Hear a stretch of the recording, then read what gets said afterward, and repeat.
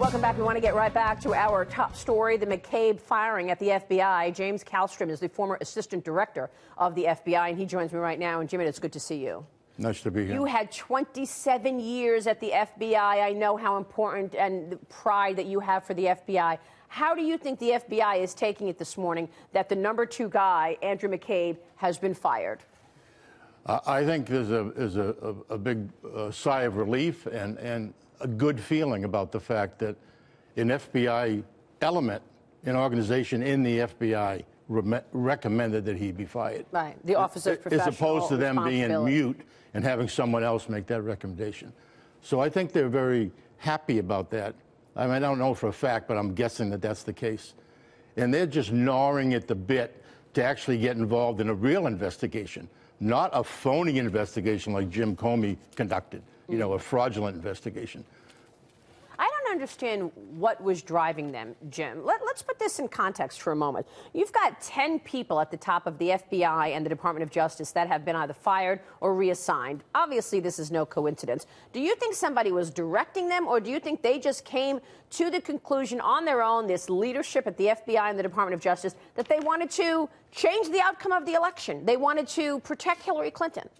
I think we have ample facts revealed to us during this last year and a half that high-ranking people throughout the government, not just the FBI, high-ranking people had a plot to not have Hillary Clinton, you know, indicted so that she could remain the flawed candidate that she was, which in my view was stupidity. And they also had and even this Strzok guy talked about this. And they had a backup plan to basically frame Donald Trump. And that's what's been going on. This whole thing, in my view, is just total phony. I mean, how would you feel, someone out there in America land, if somebody was just had a phony scheme about you and went on for months and months and months? Yeah, and that's what's going on today. Well, the special counsel is in place, and now you just heard Bob Goodlatte, chairman of Judiciary, wanting a second special counsel. I want to get your take on how high this goes up, because I'm wondering if Andrew McCabe just perjurized Jim Comey and what the culpability is of Jim Comey. So Andrew McCabe, in terms of pushing back on this firing, said, I was authorized to share information with the press, and that was known among many, including the director, okay? But here's what the director, Jim Comey, said back in May of last year when asked this specific question. Here is Jim Comey under oath. Listen to this. Director Comey, have you ever been an anonymous source in news reports about matters relating to the Trump investigation or the Clinton investigation? Never. Question 2 on relatively related.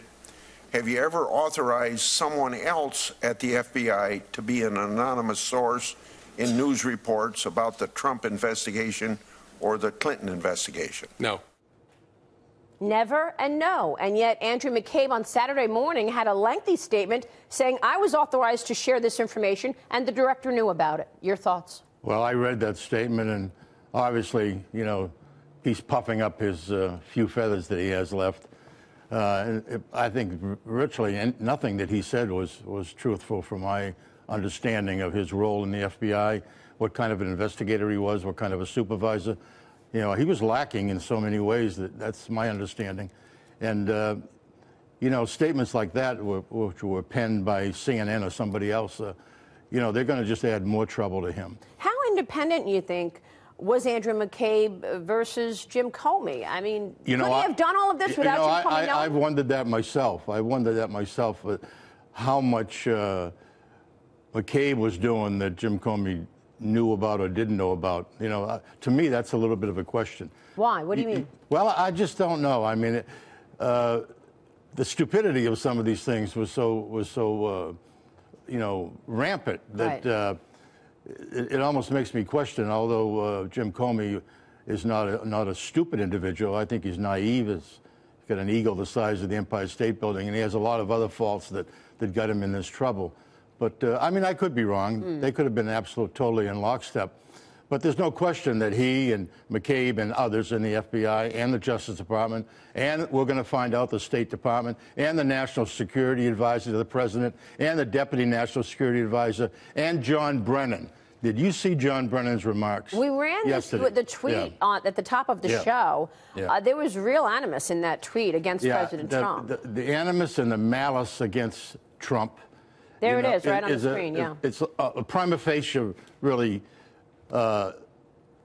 exposure of how he felt about Trump pre the election. But he was... And how he was you know, my sources tell me that he was leaking almost weekly and daily, you know, and he was taking that bunch of phony crap supposedly from Russia, you know, and peddling that through the Congress, all his buddies in the media. He was one of the active people, you know. I've known him a long time. So you think he's involved?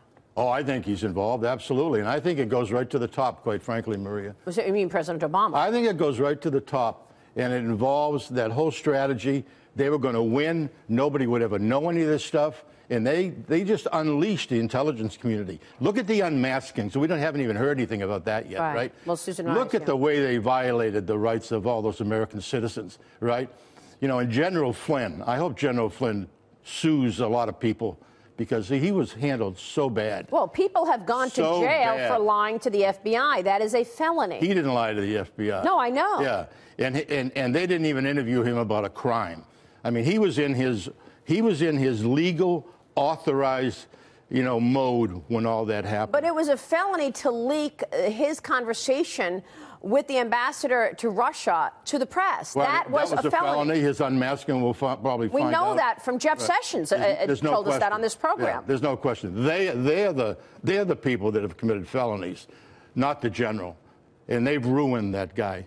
You know, and because they threatened his son, you know, they bankrupted this guy that gave his life to this country, you know, and just the whole dealings. Look how they didn't deal with the IRS. You know, there's so many things that they've done badly. Well, you know, it now feels like it's opening up and things are coming out. We will see. How close do you think Jim Comey was with Loretta Lynch? I mean, Loretta Lynch directed Comey to call it a matter, not a criminal investigation. It's exactly what he did. You can go through so many of the misdeeds. It's actually extraordinary. Well, it is. I mean, I think he was in lockstep, and as I've said in past, you know, there was musical chairs going on, and Loretta Lynch was the leader of the band.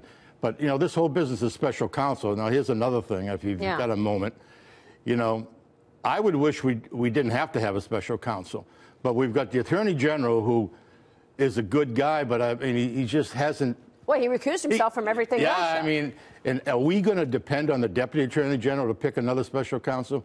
When he picked Bob Mueller, when he appointed a special counsel in violation of the enabling statute, the special counsel statute, that says you must have and set out the predicate crimes that you want investigated. And you must make the point that these are crimes that the Justice Department cannot investigate because they're conflicted.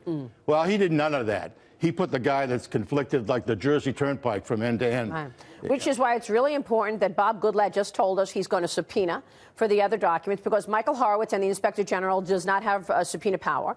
And it's important that there's a big voice now pushing for a second special counsel, an independent counsel. And how does the Deputy Attorney General remain the Deputy Attorney General? My humble view, when he signed the last continuation of a Pfizer order that was replete with lies. All right, we will leave it there. Jim Kallstrom, it's great to see you. Nice to be here. Thank you so much for your insights. We so appreciate it. James Kallstrom.